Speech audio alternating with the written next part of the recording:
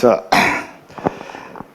2024 வருஷம் செப்டம்பர் மாதம் அபிஷேகம்னு சொல்லி ஒரு தலைப்பில் பேசணும். எத்தனை பேருக்கு அது ஞாபகம் இருக்குது அப்படின்னு சொல்லி தெரியல. இந்த வேளையிலும் கூட அதை சார்ந்ததான ஒரு காரியத்தை குறித்து நம்ம கடந்து செல்லலாம் அப்படின்னு சொல்லி நான் விசுவாசிக்கிறேன். வேதாகமத்தில் ஆண்டவராகிய இயேசு கிறிஸ்துவ மாத்திரம் எடுத்து பார்ப்போம் என்றால் அவர் தான் பர்ஃபெக்ட் எக்ஸாம்பிள். நமக்கு வேதாகமம் அப்படிதான் சொல்லுது. நமக்கு உள்ள ஒரு பர்ஃபெக்ட் எக்ஸாம்பிள் யாரு? அவர் தான். வசனம் இன்னும் சொல்லுது, நம்ம எப்படி நடக்க வேண்டும் சொல்லி நமக்கு முன் மாதிரியாகவும்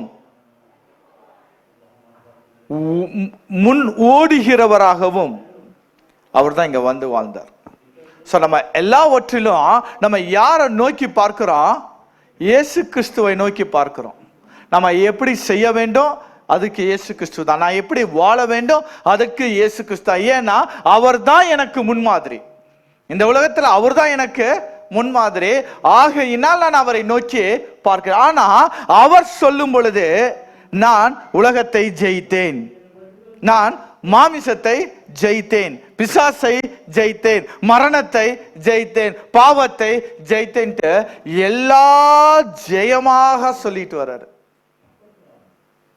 அவரை பின்பற்றுகிறன்னா, அவர் ஓடின ஓட்டத்தை ஓடக்கூடியன்னா, ஏன் எனக்கு மட்டும் ஒரு சில நேரத்தில் தோல்வி வருது, ஜெயம் வரல? நான் அவரை தான் ஃபாலோ பண்றேன். எனக்கு முன்னாடி அவர் போயிட்டு இருக்கிறாருன்னு வைத்துக் கொள்ளுங்கள். எனக்கு முன்னாடி அவர் போயிட்டு இருக்கிறாரு, அவருக்கு ஜெயம் கிடைக்குது, ஆனா எனக்கு ஜெயம் கிடைக்கலன்னா என்ன காரணம்? என்ன காரணம்? ஒண்ணு, அவர் பின்னாடி தான் போறோம், ஆனா சரியா போறோமாங்கிறது தெரியல. ஓகே. ஆனா அவர் ஜெயத்தை கொள்ளும்படியாக, அவர் ஜெயத்தை சுதந்திரித்துக் கொள்ளும்படியாக அவருக்கு கிடைக்கப்பட்ட ஒரு காரியம்தான் அபிஷேகம். அவருக்கு கிடைக்கப்பட்ட ஒரு காரியம்தான் அபிஷேகம். அந்த அபிஷேகம் இருக்குமானால் அவர் எப்படி ஜெயித்தாரோ அதே போல நானும் ஜெயிக்க முடியும். ஹல்லேலூயா. வசனம் சொல்லுது, வாசிங்க. நீதிமொழிகள் 8வது அதிகாரம் 23வது வசனம். நீதிமொழிகள் 8:23.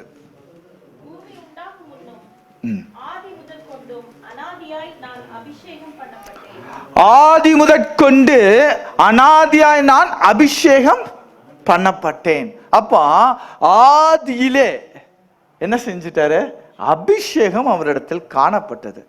ஆதியிலே அவரிடத்தில் அபிஷேகம் காணப்பட்டது. அந்த அபிஷேகம் அவரிடத்தில் இருந்தது. அந்த அபிஷேகம் அவரை என்ன செய்தது? ஜெயிக்க வைத்தது. ஹல்லேலூயா. அப்போ அவர் பெற்ற அபிஷேகத்துடைய நிலை என்ன அப்படிங்கிறத குறித்து நம்ம பார்த்து நான் எந்த நிலையில இப்போ இருக்கிறேன், அந்த அபிஷேகத்தோட நிலையில நான் எந்த நிலையில இருக்கிறேன் அப்படின்னு சொல்லி தான் நம்ம இன்ற நாளிலும் பார்க்க போறோம். பழைய ஏற்பாட்டினுடைய புஸ்தகத்தை நம்ம திறப்புவோமானால் அங்க அபிஷேகம் வேறு. நம்ம சமீப காலத்துல நம்ம வாசித்தோம், மோசே ஆரோன் மேல் கையை வைத்து அபிஷேகம் பண்ண. அப்ப கையை வைத்து அபிஷேகம் செய்வது. அப்படியே எலிஷாவுடைய சம்பவத்தை நீங்க எடுத்து பார்த்தீங்க அப்படின்னா, சால்வையின் மூலமாக அபிஷேகம் பெறுவது. அப்ப அபிஷேகம் பழைய ஏற்பாட்டின் அபிஷேகம் வேறு, புதிய ஏற்பாட்டின் அபிஷேகம் வேறு. பழைய ஏற்பாட்டில் சால்வை அபிஷேகமாக உபயோகப்படுத்தப்பட்டிருக்கு, எண்ணெய் அபிஷேகமாக உபயோகப்படுத்தப்பட்டிருக்கு, கைகள் அபிஷேகமாக உபயோகப்படுத்தப்பட்டிருக்கு, தைலம் அபிஷேகமாக உபயோகப்படுத்தப்பட்டிருக்கு.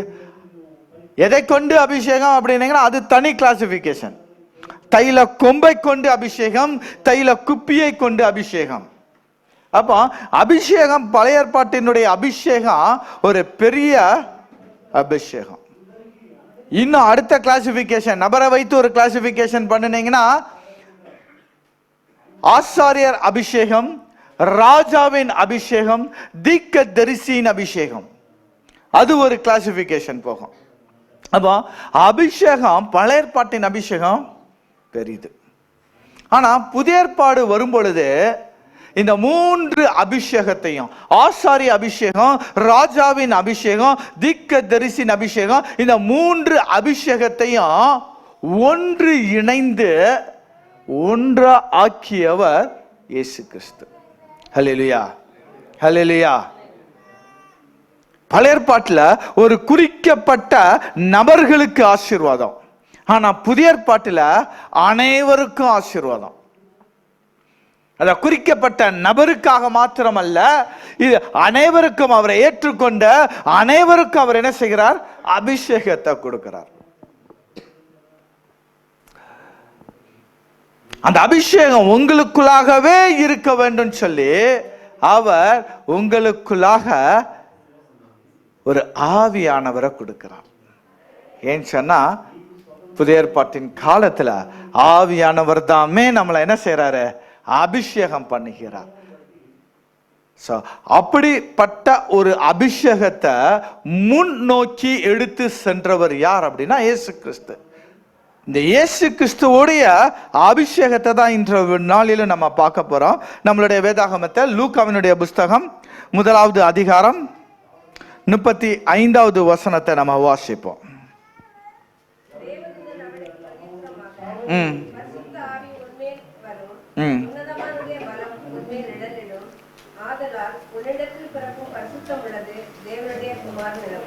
ஆமென். லூக்காவினுடைய சுவிசேஷம் 1வது அதிகாரம் 35வது வசனம் இவராக சொல்கிறது, பரிசுத்த ஆவி உன்மேல் வரும். யாருக்கு சொல்லப்படுது இந்த வார்த்தை?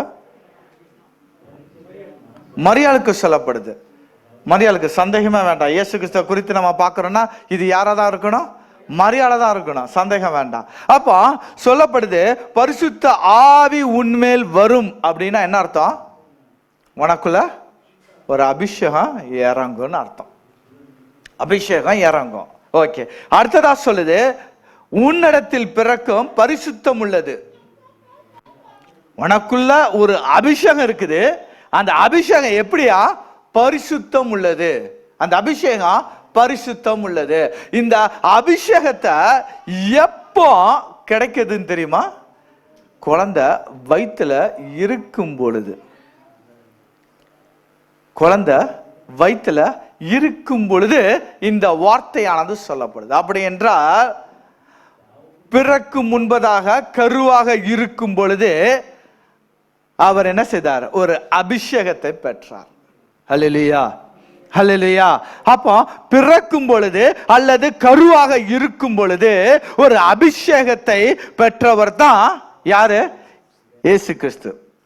அபிஷேகம் பழைய ஏற்பாட்டு சொல்லியிருக்கோம். பழைய ஏற்பாட்டு அபிஷேகம்ங்கிறது ஒரு பிசிக்கலான ஒரு அபிஷேகம். ஆனா புதிய ஏற்பாட்டு அபிஷேகம்ங்கிறது ஒரு ஸ்பிரிச்சுவல் அபிஷேகம், ஆவிக்குரிய ரீதியில ஒரு அபிஷேகம். பழைய ஏற்பாட்டினுடைய அபிஷேகத்தை நீங்க பார்க்கலாம், புதிய ஏற்பாட்டின் அபிஷேகத்தை கிரியையா நீங்க பார்க்கலாம். ஆவியானவர் இறங்குவ பழைய ஏற்பாட்டுல என்ன ஊத்தப்படுறத நீங்க பார்க்க முடியும், சால்வ மேல விழுகிறத பார்க்க முடியும். ஆனா புதிய ஏற்பாட்டின் காலத்துல ஆவியானவர் இறங்குறத பிற பார்க்க முடியாது, ஆனா உணர முடியும். உங்களோட கிரிகை பிறர பார்க்க வைக்கும். ஹல்லேலூயா. அப்போ பிறப்பில் ஒரு அபிஷேகம். இயேசு கிறிஸ்துக்கு பிறப்பில் ஒரு அபிஷேகம். இந்த பிறப்புல ஒரு அபிஷேகம் இருந்தனால தான் அவரால் உலகத்தை ஜெயிக்க முடிஞ்சது, பாவத்தை ஜெயிக்க முடிஞ்சது, பிசாசினுடைய கிரியைகளை அழிக்க முடிஞ்சது, மரணத்தை ஜெயிக்க முடிஞ்சது. எல்லா ஜெயத்தையும் அவர் சுதந்திரிப்பதற்கு என்ன காரணம்? பிறப்பில் ஒரு அபிஷேகம் இருந்தது. ஹல்லேலூயா. அப்போ பிறக்கும் பொழுது அபிஷேகத்தோட என்ன செய்யப்படணும்? குழந்தைகள் பிறக்க வேண்டாம் அப்படின்னா, அப்போ பிறக்கும் பொழுது அபிஷேகத்தோட பிறக்கணும்னா பேரண்ட்ஸ் என்ன செய்யணும்? அப்போ ஒன்று, நீங்க அபிஷேகத்தை பெற்று இருக்கணும். அபிஷேகத்தை பெற்று இருக்கணும். அந்த குழந்தைக்காக பேரண்ட் என்ன செய்யணும்? கொஞ்சம் டெடிகேட் பண்ணணும். உங்களோட லைஃப் கடவுளுக்காக என்ன செய்யணும்? அர்ப்பணிக்க ஆரம்பிக்கணும். இந்த அபிஷேகம் இருக்கும் பொழுது குழந்தை அந்த அழகா அந்த லூக்கானுடைய புஸ்தகத்தை அப்படியே வாசித்துட்டு வந்தீங்க அப்படின்னு சொன்னா, வாழ்த்துதல் சொன்ன உடனே குழந்தை என்ன செஞ்சதா? அப்போ அந்த குழந்தைக்கு கூட என்ன செஞ்சிருக்கோம்? கேட்டிருக்கோம். அப்படின்னா மெடிக்கல் ரீதியாக அதனால சொல்றாங்க டாக்டர். ஸோ குழந்தை என்ன செய்யும்? கேட்குது. அப்போ ஒரு அபிஷேகத்தை சொல்லும் பொழுதோ, ஒரு வார்த்தைகளை சொல்லும் பொழுதோ அந்த குழந்தைக்கு ஒரு சந்தோஷம். அந்த குழந்தை அபிஷேகத்தோட பிறக்கும் பொழுது, ஒரு அபிஷேகத்தோட பிறக்கும் பொழுது அது என்ன செய்யப்படுது? ஒரு ஜெயமான ஒரு மனுஷனாக வாழ முடிகிறது. ஹல்லேலூயா. ஒரு ஜெயமான ஒரு வாழ்க்கையை வாழ்வதற்கு உபயோகப்படுத்தப்படுகிறது அந்த குழந்தை. அப்போ பிறப்புல ஒரு அபிஷேகம் என்ன செய்யப்பட வேண்டும்? வேணும். பிறப்புல ஒரு அபிஷேகம் வேணும். எத்தனை பேர் இங்க பிரெக்னண்டா இருக்கிறீங்கிறது தெரியுது, எனக்கு தெரியும். இந்த ஜெப குறிப்புகள்லாம் வரும்போது ஓகேவா? அதில் ஒரு சில பேர் வரல, ஒரு சில பேர் இருக்கிறீங்க, நல்லது தான். நீங்கள் இந்த காலகட்டத்தில் நீங்கள் குழந்தைகளுக்காக என்ன செய்யப்பட வேண்டாம்? நீங்களும் ஜெபிக்கணும். கடவுளுக்காக நீங்களும் என்ன செய்யப்பட வேணும்? அபிஷேகத்தை பெற்றுக்கொள்ளணும். அபிஷேகத்தை நீங்க பெற்றுக்கொள்ளாம அந்த குழந்தைக்கு என்ன செய்யாது? அபிஷேகம் வராது. அப்போ அபிஷேகத்தை நீங்க பெற்றுக்கொள்ளுங்க. நிச்சயமாக அந்த குழந்தை பிறக்கும் பொழுது ஒரு அபிஷேகம் பண்ணப்பட்ட ஒரு குழந்தையாக இருக்கும். அப்படிதான் இயேசு கிறிஸ்து என்ன செஞ்சாரு? பிறந்தார். அவருடைய பேர் என்னது? கிறிஸ்து. கிறிஸ்து என்றால் அபிஷேகம் பண்ணப்பட்டவர். இன்னும் கிளாசிபிகேஷன் கொண்டு போகணும்னா அபிஷேகம் பண்ணப்பட்ட ராஜா அவர். இன்னொரு ஒரு ஆள் இருக்கிறாரு, கேள்விப்பட்டிருப்பீங்க. அபிஷேகம் காப்பாற்றுவதற்காக அபிஷேகம் பண்ணப்பட்ட கேருப், படிச்சிருப்பீங்க. அது வேற. அவர் கேருப், இவர் ராஜா. இவர் ராஜா. அவர் ஜெயிக்கல, இவர் ஜெயம் எடுத்தவர். அவர் கீழே தள்ளப்பட்டவர், இவர் உயர்த்தப்பட்டவர். ஹல்லேலூயா. அப்போ பிறக்கும் பொழுதே அபிஷேகத்தோட பிறந்தனால தான் அவருக்கு பேரே கிறிஸ்து, மேசியா, அபிஷேகம் பண்ணப்பட்டவர், அபிஷேகம் பண்ணப்பட்ட ராஜா அப்படின்னு சொல்லி சொன்னாங்க. ஹல்லேலூயா.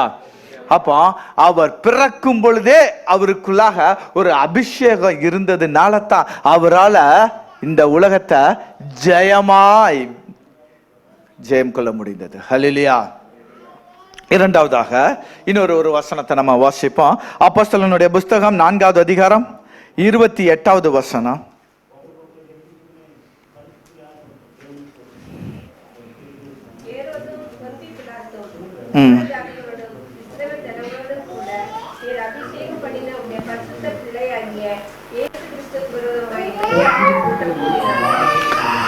இங்க அப்போஸ்தலர் 4:28வது வசனத்தை வாசிக்கும் பொழுது வசனம் என்ன சொல்லுது? அபிஷேகம் பண்ணின உம்முடைய பரிசுத்த பிள்ளையாகிய இயேசு. இப்போ இரண்டாவதாக நம்ம பார்க்கக்கூடிய அபிஷேகம் என்ன? அபிஷேகம் வளர்ப்புல ஒரு அபிஷேகம். அவர் இடத்துல காணப்பட்டது வளர்ப்புல ஒரு அபிஷேகம். சரிதானா? வளர்ப்புல ஒரு அபிஷேகம். ஏன்னா இப்போ இந்த குழந்தை என்ன செஞ்சிருக்கு?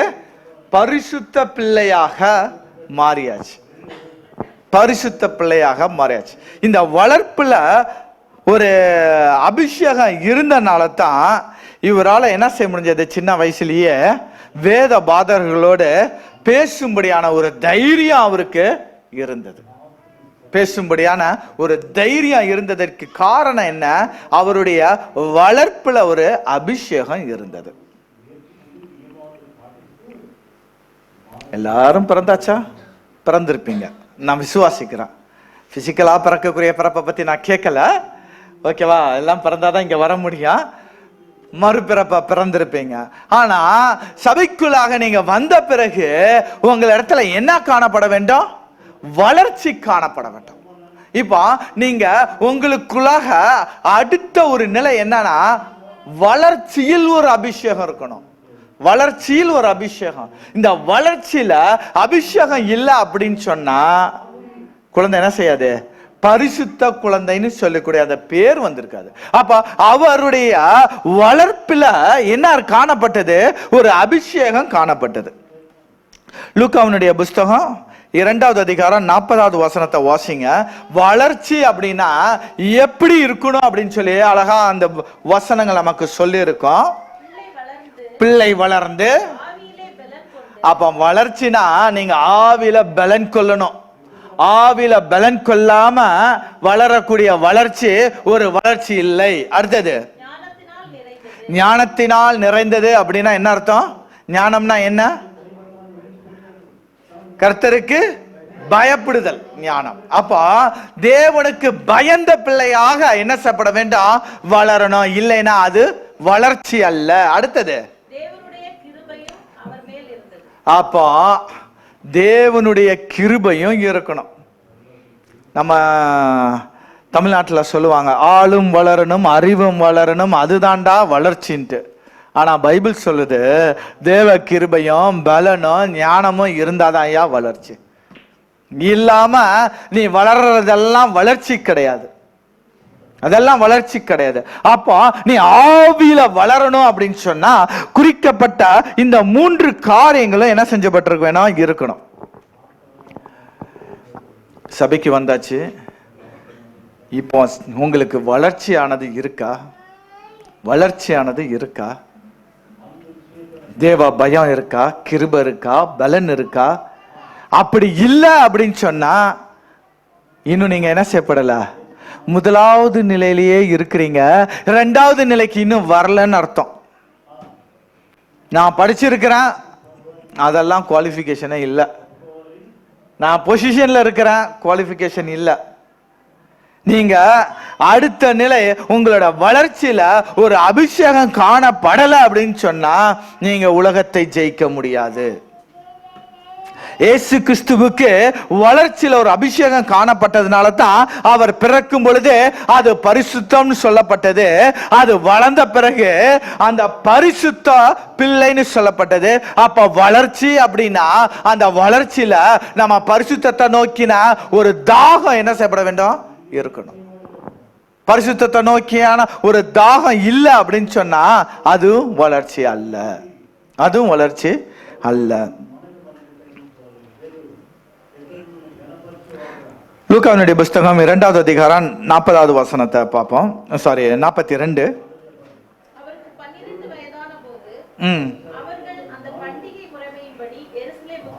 எத்தனை வயசுல போனாங்க? 12 வயசுல போனாங்க. பிள்ளைனா 12 வயசு தான் இருக்கும். அதனால பிள்ளை என்ன செஞ்சுட்டு இருக்கு? பரிசுத்தமா இருக்கு. ஆனா அது இன்னும் கொஞ்சம் வளர்ந்தா உலகத்துக்குள்ளாக போகும் பொழுது அதே பரிசுத்தத்தை காக்க முடியுமா? கஷ்டம்தான், கஷ்டம்தான் அப்படின்னு நம்ம நினைச்சுக்கிட்டு இருக்கிறோம். ஆனா எதுவுமே கஷ்டம் இல்லைன்னு தான் வேதம் சொல்லுகிறது. அவரு 12 வயசு தான் இதுல. அதே இது 3வது அதிகாரம் 23வது வசனத்தை வாசிங்க.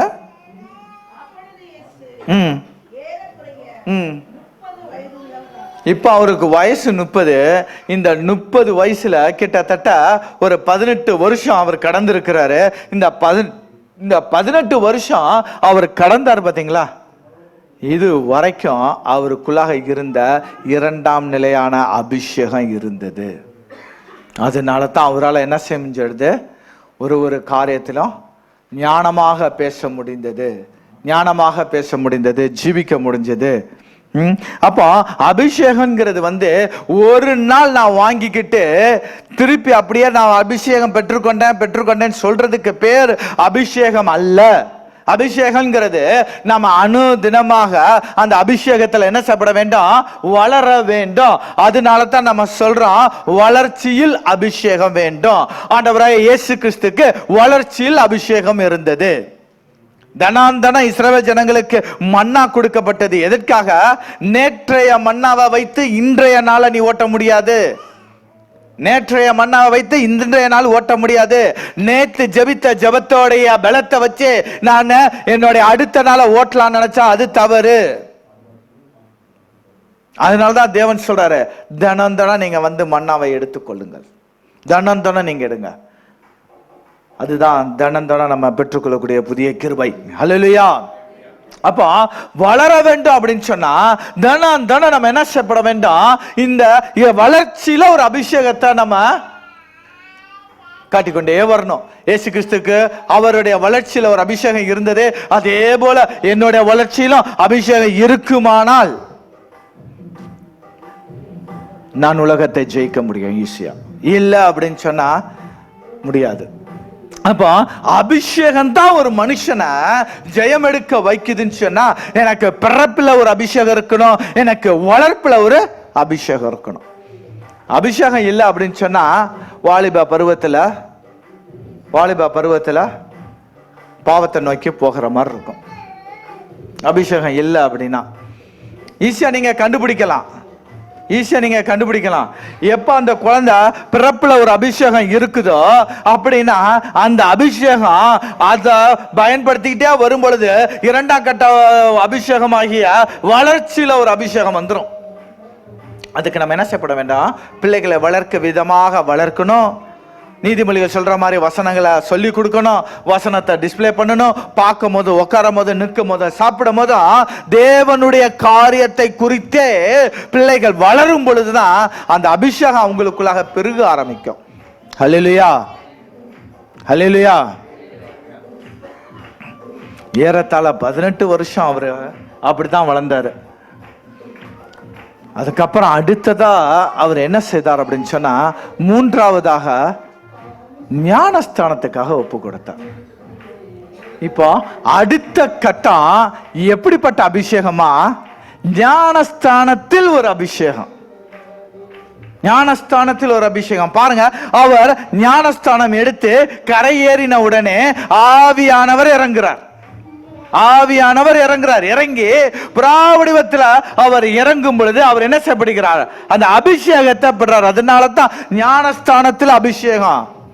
அநேக நபர்களுக்கு ஞானஸ்தானம் எடுக்கும் பொழுது அபிஷேகம் கிடைக்கும், ஞானஸ்தானம் எடுத்த பிறகு சில பேருக்கு அபிஷேகம் கிடைக்கும். அப்போ அபிஷேகம் அடுத்ததா நமக்கு எங்க வேணும், நம்ம எடுக்கக்கூடிய ஞானஸ்தானத்துல ஒரு அபிஷேகம் வேணும். ஞானஸ்தானத்துல ஒரு அபிஷேகம் இருக்குமானால் அந்த ஞானஸ்தானம் இல்ல அப்படின்னா, ஏன்னா ஞானமே இல்லையா. ஞானங்கிறத கடவுளுக்கு நான் பயந்தான் நான் செஞ்சிருவேன், கடவுளுக்கு பயப்படல, அப்ப ஞானம் அங்க இல்ல. ஞானம் இல்லாத ஒரு ஸ்தானம் வெறும் ஸ்தானம் தான், அதுக்கு பேர் ஞானஸ்தானம் அல்ல. அப்போ ஞானஸ்தானத்தில் மூன்றாவது ஞானஸ்தானத்தில் ஒரு அபிஷேகம் வேணும். அப்போ ஞானஸ்தானத்தில் ஒரு அபிஷேகம் இருக்கும் பொழுதுதான் அந்த குழந்தை எப்படி வளருமா, இனி நான் பாவம் செய்ய மாட்டேன், பாவத்துக்காக மரித்து நீதிக்காக உயிர்ப்பிக்கிறேன். அறிக்கையிடுது, பகிரங்கமான ஒரு அறிக்கை. நான் கிறிஸ்துவை ஏற்றுக்கொண்டு ரட்சிக்கப்படுகிறேன்னு சொல்லி பகிரங்கமான ஒரு அறிக்கை இடுகிறது தான் ஞானஸ்தானம். நிறைய பேர் நினைச்சிருங்க ஞானஸ்தானம்ங்கிறது ஒரு சபையோட மெம்பர்ஷிப் கார்டு அல்ல. ஞானஸ்தானம்ங்கிறது சபையோட ஐடென்டிபிகேஷன் அல்ல. ஞானஸ்தானம்ங்கிறது தேவனோடு பண்ணக்கூடிய அறிக்கையும் ஒப்புறுதலும் ஞானஸ்தானம். இன்னைக்கு நிறைய பேர் ஞானஸ்தானம் அப்படின்னா சபையில சேர்றதுக்கு தான் ஞானஸ்தானம் நினைச்சுறீங்க.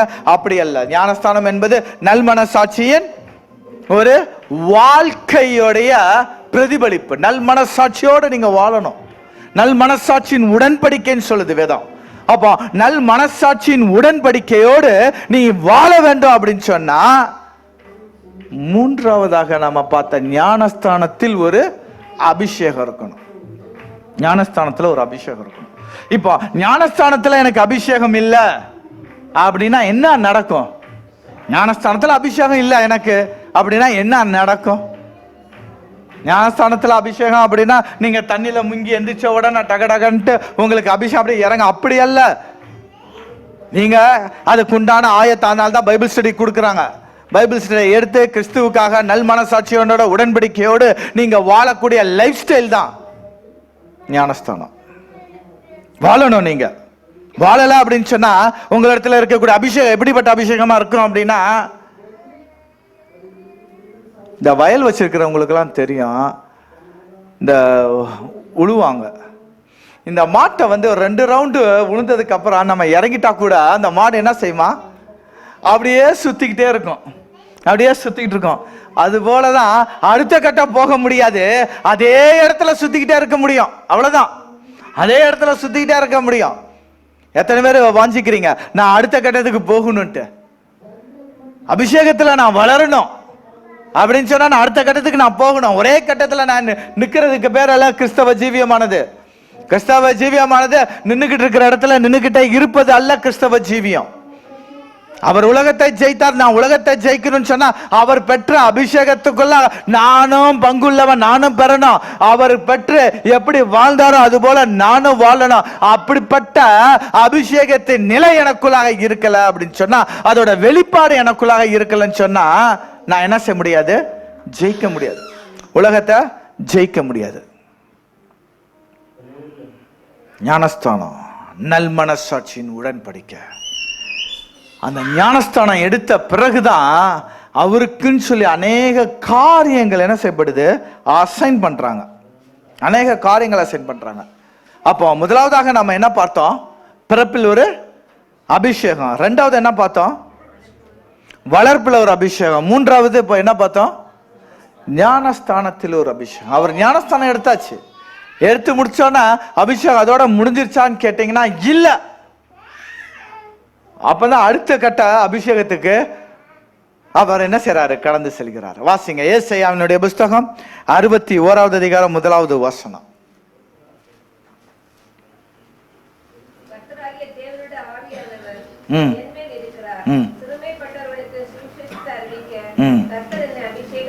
அப்போ கர்த்தர் எதற்காக அபிஷேகம் பண்ணினாரா பாருங்க.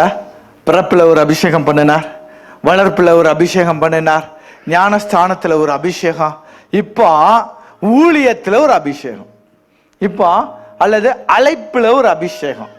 அழைப்பு எதற்காக அழைச்சிருக்கிறாரா? சிறுமைப்பட்டவர்களுக்கு சுவிசேஷத்தை அறிவிக்க. அப்ப அபிஷேகம் பண்ணப்பட்டவர்கள் அப்படின்னு சொன்னா தேவனை பற்றி நம்ம என்ன செய்யப்பட வேண்டாம்? பிறருக்கு சொல்லணும், சுவிசேஷத்தை பகிர்ந்து சொல்ல வேண்டும். அதனால்தான் அவர் கிரேட் கமிஷன்ல என்ன சொல்றாரு? நீங்கள் புறப்பட்டு போய் சகல ஜாதியிலும் சீஷராக்கி பிதா குமாரன் பரிசுத்தாவின் கொடுத்து, அதுதான் முக்கியம்.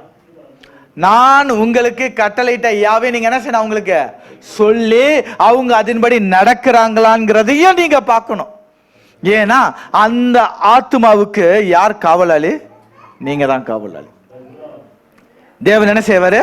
உங்ககிட்ட தான் கணக்கு கேட்பார். நீங்க தான் உக்ரானத்துவக்காரன், தேவனிடத்துல கணக்கு கொடுக்கக்கூடிய உக்ரானத்துவக்காரன் நீங்க அப்படின்னு சொன்னா, நீங்க அபிஷேகம் உங்களுக்குள்ளாக 4வது நிலை அபிஷேகம் வருது அப்படின்னு சொன்னா நீங்க என்ன செய்யப்பட வேண்டும்? சத்தியத்தை பறைசாற்ற வேண்டும், சத்தியத்தை சொல்ல வேண்டும். சத்தியத்தை சொல்லல அப்படின்னு சொன்னா இல்ல. ஓகே, இதோட முடிஞ்சதா அப்படின்னு பார்த்தா அந்த வசனம் அதோட முடியல. அப்ப வசனம் என்ன சொல்லுது? மறுபடியும் வாசிப்போம். என்மேல் இருக்கிறார், அபிஷேகம் பண்ணினார். பாருங்க, அபிஷேகத்தை பெற்ற பிறகு சத்தியத்தை மட்டும், சுவிசேஷத்தை மட்டும் சொல்றதுக்கு பேரு நான் அபிஷேகம் பெற்றிருக்கிறேன் அல்ல. அபிஷேகம் பெற்றாச்சுன்னா சுவிசேஷத்தை சொல்லணும். அடுத்தது நிறுத்திய வாசிப்போம். அடுத்தது என்ன செய்யணுமா? இருதயம் நொறுங்குண்டவர்களுக்கு காயம் கட்டுதலையும், அடுத்தது சிறைப்பட்டவர்களுக்கு விடுதலை. எங்கெங்க சிறைப்பட்டாங்க? பாவத்திலால் சிறைப்பட்டவர்களை விடுதலை பண்ணவும், ரட்சிக்கவும், மீட்கவும். அடுத்தது கட்டுண்டவர்களுக்கு அவிழ்த்தலையும் கூறவும். அப்போ அபிஷேகம், ஊழியத்துல ஒரு அபிஷேகம், அழைப்புல ஒரு அபிஷேகம் உங்ககிட்ட இருக்குதுன்னு சொன்னா நீங்க என்ன செய்யணும்? சத்தியத்தை சத்தியமா முத சொல்லணும். சத்தியத்தை சத்தியமா சொல்லுங்க. 2, சத்தியத்தை சொல்றது மட்டும் இல்ல, அவர்களுக்காக நீங்க என்ன செய்யப்பட வேண்டாம்?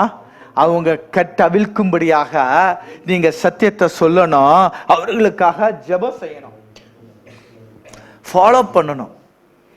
இந்த ஆடிட்டிங்ல யாரெல்லாம் உட்காந்துருக்கிறீங்க? இங்க ஆடிட்டிங்ல யாரெல்லாம் உட்காந்துருக்கீங்க? யாரும் உட்காரலையா ஆடிட்டிங்ல? ஓகே, கேள்வியாவது பட்டிருப்பீங்க. ஆடிட்டிங்ல கேள்விப்பட்டிருப்பீங்க, சேஃப்டியில் ஆடிட்டிங் கேள்விப்பட்டிருப்பீங்க. இந்த ஆடிட்டிங்கில் வந்த உடனே என்ன செய்வாங்கன்னா, போன வருஷம் நாங்கள் என்னென்ன கம்ப்ளைண்ட்ஸ்லாம் கொடுத்தோம் என்சி, அதெல்லாம் எடுங்க, இதெல்லாம் நீங்கள் இப்போ ஃபாலோ பண்ணிட்டு இருக்கிறீங்களா அப்படின்னு கேட்பாங்க. அது மாதிரி தான் கடவுள் நம்மகிட்ட கேட்பாரு, ஏப்பா ஆத்துமாவை கொடுத்தோம்ல, ஃபாலோ பண்ணினியா, உன்னுடைய ஃபாலோ ஷீட் எங்க? அதான் பாரு, இதுதான் உன் கோல், பரலோகத்துக்கு நீ வரணும்னு சொல்லி உன் கோல் ஃபிக்ஸ் பண்ணியாச்சு, அதோட அப்ஜெக்டிவ்ஸ் நீ போய் சந்திக்கலையேப்பா, சத்தியத்தை சொல்லலையே. அபிஷேகம் பண்ணப்பட்டு நீ சத்தியத்தை சொல்லிக்கொண்டே இருக்கிறது மட்டுமே அபிஷேகம் நினைச்சிடாத. அடுத்த கட்டத்துக்கு நீ போகணும். கட்டப்பட்டு இருக்கிறவர்களுக்கு கட்டவிழ்க்கணும். சிறைப்பட்டவர்களுக்கு நீ என்ன செய்யப்பட வேண்டாம்? விடுதலையாக்க வேண்டும். நொறுங்குண்டவர்களை நீ குணப்படுத்தணும். அதல்லவா அபிஷேகம். இன்னும் ஊழியத்தினுடைய அபிஷேகத்திலேயே நீ நின்றுகிட்டு இருக்கிறீங்க அப்படின்னா என்ன அர்த்தம்?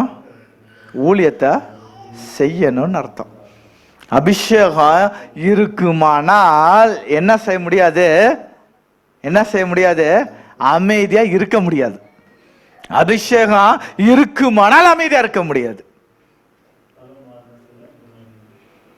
ஒரு சின்ன நார்மலா கதை சொல்றது இல்ல, இருந்தாலும் சின்ன பிள்ளைங்களாம் இருக்கிறாங்க, சிரிக்கட்டுமே. நீங்க எல்லாரும் உம்முனே இருக்கிறீங்கல்ல, அதற்காக ஒரு சின்னதா சின்ன வயசுல சொல்லுவாங்க, இந்த ஃப்ளைட் வந்து ராக்கெட்டை பார்த்து கேட்டுச்சா, நீ எப்படி இவ்வளோ வேகமாக போறேன்ட்டு. அது சொல்லிச்சான், உனக்கு பின்னாடி தீய வச்சு விட்டா எவ்வளோ வேகம் போட்டுக்கிறது உனக்கு தெரியுட்டு. அது மாதிரி அபிஷேகம் நமக்குள்ள இருக்குன்னா சும்மா இருக்க முடியாது, சும்மா இருக்கவே முடியாது. அபிஷேகம் இருக்குன்னா, சும்மா இருக்கிறோம் அப்படின்னா அபிஷேகம் எங்கேயோ அணைந்து கிடக்குதுன்னு அர்த்தம். அபிஷேகம், நம்மளோட அபிஷேகம் வளரலன்னு அர்த்தம். அபிஷேகம் எங்கேயோ முடங்கி கிடக்குதுன்னு அர்த்தம். பாருங்க, எங்க அந்த அபிஷேகத்தை எப்போ தொலைத்தோம், எதனால தொலைத்தோம் அப்படிங்கிறத பாருங்க. இல்லை அப்படின்னு சொன்னா நம்ம என்ன செய்ய முடியாது?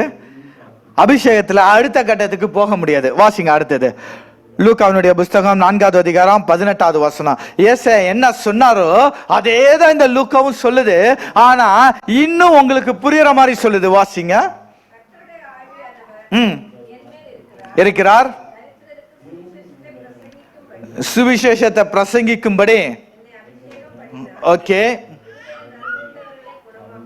ஒன்று இருதய நறுங்குண்டவர்களை குணமாக்கவும் விடுதலையும். பாருங்க, நீங்க அவங்களுக்காக பிரேயர் பண்ணா போதாது, அவர்களை போய் சந்திச்சா போதாது, ஆறுதலான காரியம் சொன்னா போதாது. உங்ககிட்ட அபிஷேகம் இருக்குமானால் அடுத்தது என்ன நடக்கும்? நீங்களும் அற்புதங்களை செய்வீர்கள். ஹல்லேலூயா, ஹல்லேலூயா. என்ன வசனம் என்ன சொல்லுது? குருடர்கள் பார்வை அடையவும் நொறுங்குண்டவர்களை விடுதலையாக்கும். அப்போ அபிஷேகம் இருக்குமானால் நம்ம என்ன செய்வோம்? அவரிலும் பெரிய காரியத்தை செய்வோம். ஹல்லேலூயா, ஹல்லேலூயா. என்கிட்ட அபிஷேகம் அனல் இல்லாம போயிருச்சுன்னா என்னால அற்புதங்களும் செய்ய முடியாது, சுவிசேஷத்தை சொல்ல முடியாது, பிறரை குறித்ததான பாரமும் இராது. எத்தனை பேத்துக்கு புரியுது? ஹல்லேலூயா. இன்னைக்கு உங்களோட அபிஷேகம் எந்த நிலையில இருக்கு? உங்களோட அபிஷேகம் எந்த நிலையில இருக்கு? செக்காட்டுற மாதிரி அதே இடத்துல ஆடிக்கிட்டு இருக்கிறோமா? இல்ல வளர்ந்து கொண்டிருக்கிறோமா? அபிஷேகத்துல வளர்ந்து கொண்டிருக்கிறோமா? சபையே, வார வாரம் சபைக்கு வருவதல்ல அபிஷேகம், கையை தட்டி பாட்டு பாடுவதல்ல அபிஷேகம்.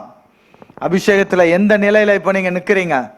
உங்களை நீங்க கேளுங்க, பக்கத்துல இருக்க கையை கொடுத்து கேட்டு பாருங்க, பிரதர் நீங்க உங்களோட அபிஷேகத்துல எந்த நிலையில இருக்கீங்கன்னு கேளுங்க. அப்பதான் உங்களுக்கு தெரியும் நீங்க எந்த நிலையில இருக்கிறீங்கன்ட்டு. ஹல்லேலூயா, ஹல்லேலூயா.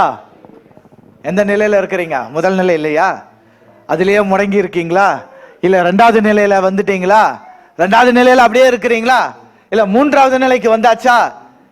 3வது நிலையில இருந்து அடுத்த 4வது நிலைக்கு நீங்க கடந்து சென்றாச்சா?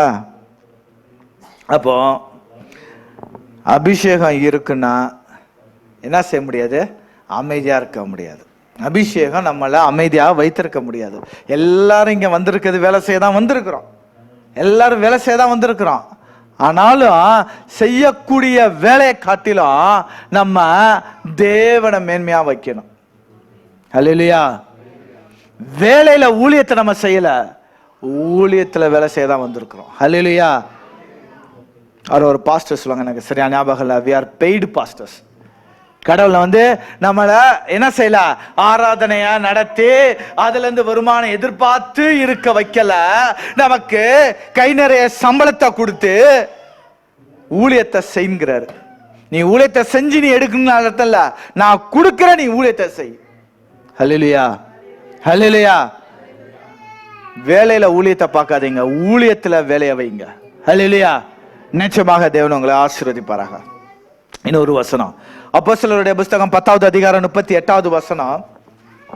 அந்த அபிஷேகம் இருக்கும், அந்த ஊழியத்தின் அபிஷேகம் இருக்குமானால் நம்மளோட வாழ்க்கை எப்படி இருக்குமா?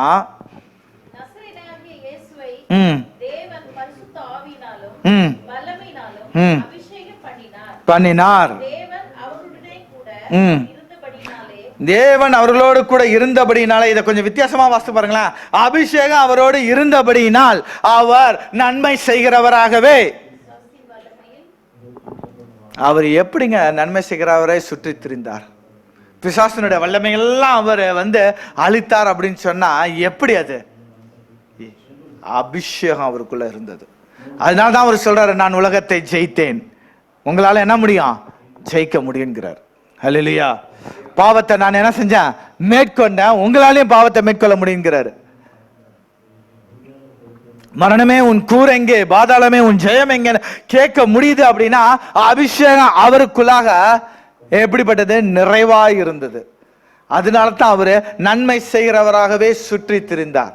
பிசாசனுடைய கிரியைகள் எல்லாம் அழித்தார். பிசாசனுடைய கிரியைகள் அளித்தார். அவர் ஏன் வந்தாரு? அவர் ஏன் வந்தாருங்கிறதுக்காக விளக்கத்தை சொல்லும் பொழுதே அதான் சொல்லுது, பிசாசனுடைய கிரியைகளை அழிக்கும்படியாக அவர் என்ன செய்தாரு? வெளிப்பட்டார். அவர் வெளிப்படும் பொழுதே என்ன காரணத்துக்காக வெளிப்பட்டார்? பிசாசனுடைய கிரியைகளை அழிக்கும்படியாக வெளிப்பட்டார்.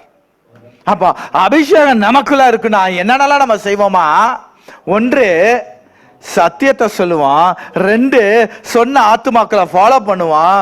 3, பெரிய பெரிய அற்புதங்களை, அவரை காட்டிலும் பெரிய பெரிய அற்புதங்களை நம்ம செய்வோம். 4வது, நன்மையை மாத்திரமே பிறருக்கு செய்ய ஆரம்பிக்க.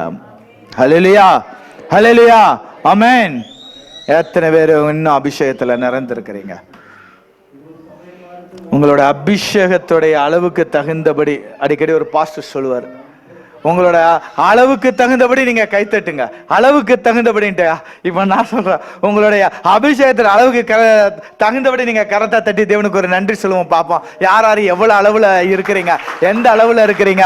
இன்னும் முதல் அளவுலயே இருக்கிறீங்களா, இல்ல 2வது அளவுல இருக்கீங்களா? கடைசியில இருக்கிறவங்க எல்லாம் எந்த அளவுல இருக்கிறீங்க? எல்லாத்துக்கும் அபிஷேகத்தோட இருக்கிறீங்களா? அபிஷேகத்தோட அளவு எல்லாத்துக்கும் எப்படி இருக்கு? ஆமென், ஆமென், ஆமென். அபிஷேகத்துல வளருங்க, அபிஷேகத்துல வளருங்க. சரி, பிறப்புல ஒரு அபிஷேகம், வளர்ப்புல ஒரு அபிஷேகம், ஞானஸ்தானத்துல ஒரு அபிஷேகம் அவருக்கு இருந்தது. அதுக்கு பிறகு ஊழியத்துல ஒரு அபிஷேகம். ஊழியம் தான் அவருடைய வாழ்நாள், ஊழியம் தான் அவருடைய வாழ்நாள். வாழ்நாள் முழுவதுமாக அபிஷேகம்ங்கிறத தான் நம்ம இன்னொரு மொழியில சொல்றோம், ஊழியத்தின் அபிஷேகம். ஓகே, அடுத்ததா அவர் என்னதான் செஞ்சாரு? மரித்தார். அடுத்ததா அவரு மரித்தார், உயிர் தெழுந்தார். இதை பிரிச்சு பார்க்க வேண்டான்ட்டு தான் மரணத்திலும் உயிர்த்தெழுதிலும் ஒரு அபிஷேகம். ஹல்லேலூயா. மரணத்திலும் உயிர்த்தெழுதிலும் ஒரு அபிஷேகம். எல்லாரும் தான் மரித்தாங்க, எல்லாரும் தான் மரித்தாங்க. ஆனா இயேசு மட்டும் எப்படி உயிர் தெழுந்தாரு? எப்படி உயிர் தெழுந்தாரு? அபிஷேகம் அவருக்குள்ள இருந்தது. ஹல்லேலூயா. இதுக்கு முன்பதாகவே நம்ம பார்த்திருப்போம், இதுக்கு முன்பதாக நம்ம பார்த்திருப்போம். ஒரு 2 வசனத்தை நம்ம வாசித்து விட்டு நம்ம பார்ப்போம். மார்க்குனுடைய புஸ்தகம் 14வது அதிகாரம் 8வது வசனம். மார்க்குனுடைய புஸ்தகம் யாருங்க? சரி, ஃபுல்லா வாசித்து முடிங்க.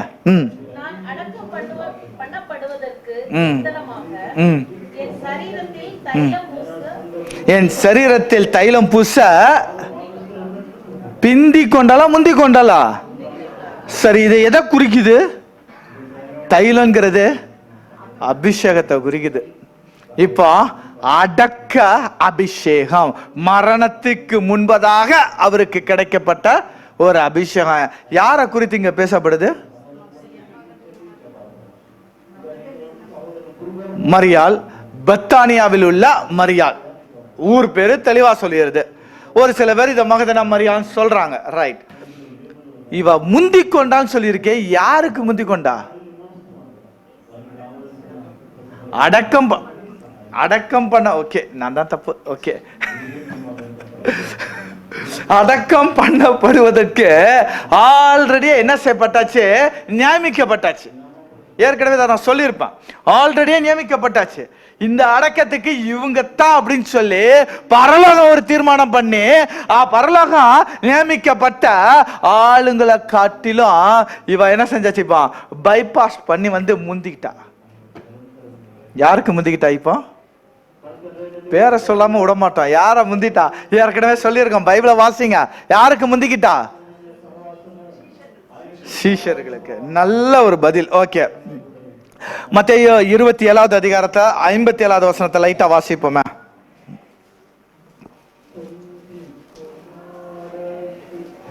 வேகமாக வாசிப்போம்.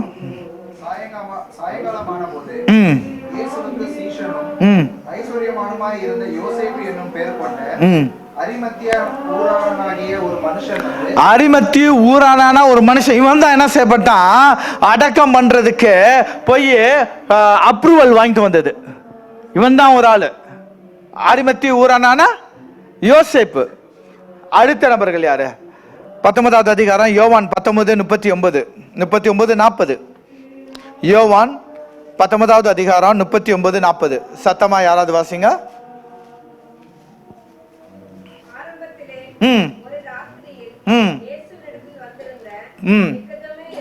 யாருங்க இவன்? ஆரம்பத்திலே நைட்டோட நைட்டா வந்த பாஸ்டர் இவரு. வந்து என்ன கேட்டாரு? நான் மறுபடியும் என்னுடைய தாயின் வயிற்றில் எப்படி பிறக்க முடியும்னு ஒரு கேள்வியை கேட்டவர். தேவன் சொல்றாரு, மெய்யாகவே நீ என்ன செய்யணும்? பிறக்கணும்னு சொன்னார்ல, அந்த நிக்கதேமோ குறித்து தான் இங்க பேசப்படுது. அதான் சொல்லுது, ஆரம்பத்திலே ஒரு ராத்திரியிலே இயேசுவினிடத்தில் வந்திருந்த நிக்கதேமு என்பவன், வாசிங்க.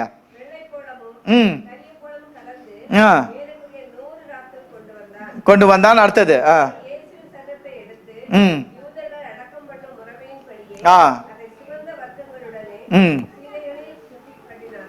இவன் தாங்க. யாரு? இந்த நிக்கமு தாங்க. இது மாதிரியான வாசனை திரவியத்தை ஊற்றி அபிஷேகம் பண்ணும்படியாக நியமிக்கப்பட்டவன். இப்ப இவனை பைபாஸ் பண்ணது யாரு? மரியாள், பெத்தானியா மரியாள். என்ன செஞ்சாச்சு? அதான் தேவன் சொல்றாரு, என்னை வந்து இப்படி எல்லாம் செய்யணும்ட்டு யார் தீர்மானம்? நிக்கதேமு தீர்மானம் பண்ணி இருக்கிறோம். நாங்க தீர்மானம் பண்ணது யாரா? நிக்கதேமு. ஆனா இவாள் இப்ப முந்திக் கொண்டாள். ஹல்லேலூயா. அப்போ மரணத்துல ஒரு அபிஷேகத்தை பெற்றவர் தான் இயேசு கிறிஸ்து. ஹல்லேலூயா. ரோமருடைய புஸ்தகம் 8வது அதிகாரம் 11வது வசனம். அனைவருக்கும் அநேகமாக தெரிந்த வசனங்கள். வாசிங்க. ரோமர் 8:11.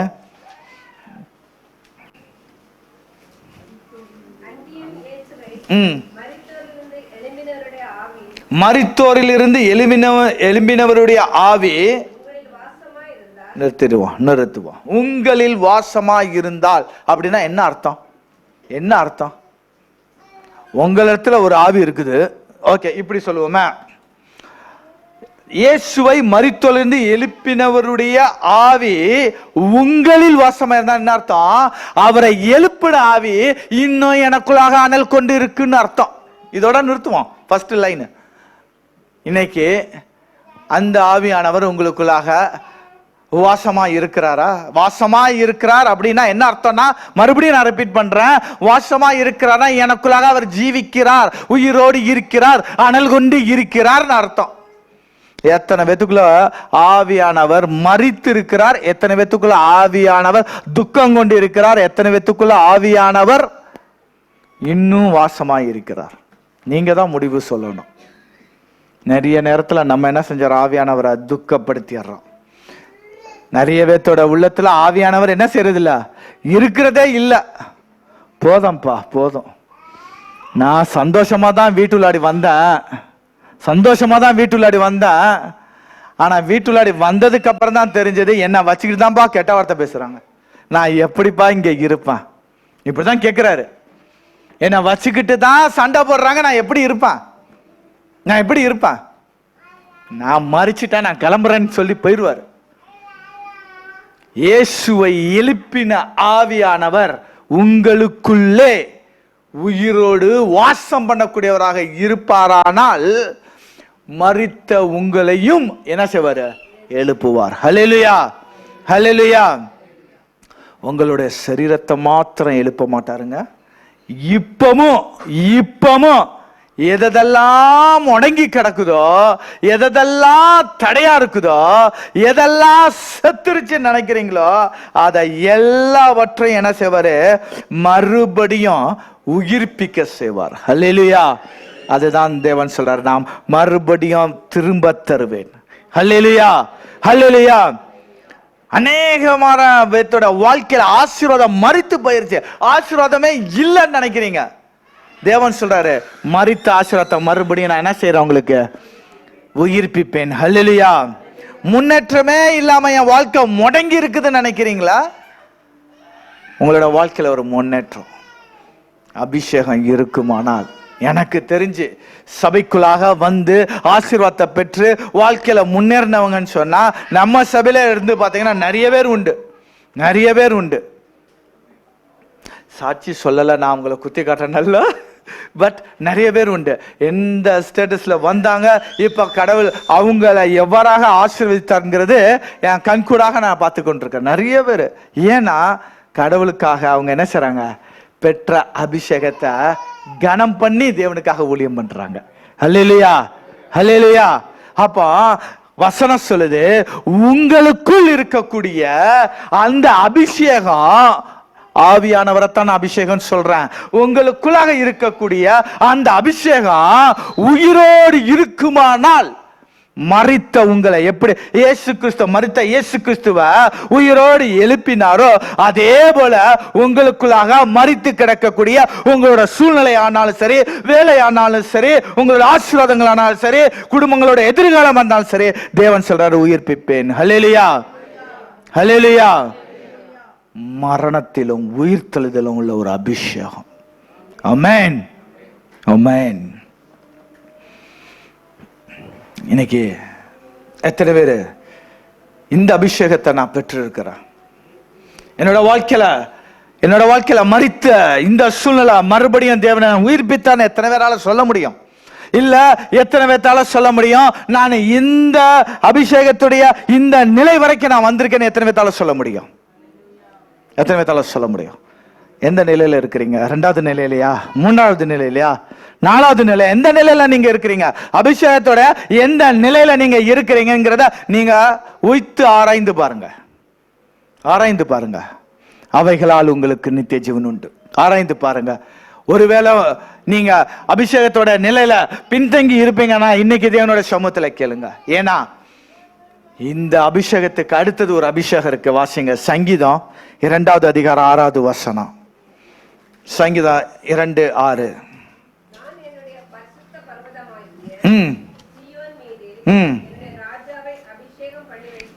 ஆமென். பாருங்க, இயேசு கிறிஸ்து வந்து வாழ்ந்து மரித்து உயிர்த்து இப்போ சீயோனில ராஜாவாக மறுபடியும் என்ன செஞ்சிருக்கிறாரு?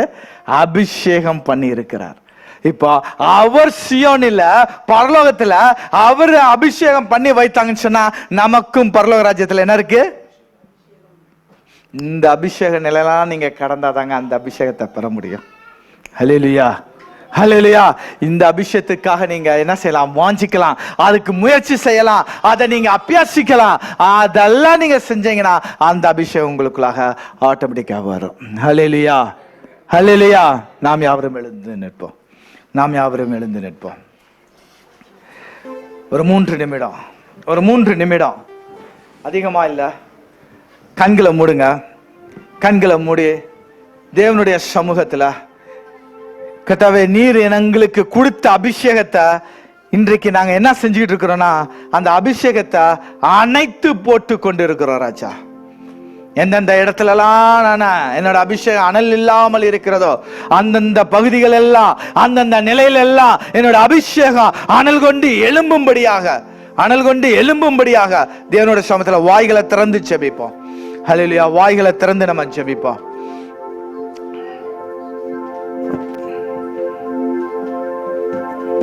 வாய்களை திறந்து நம்ம ஜெபிப்போம்.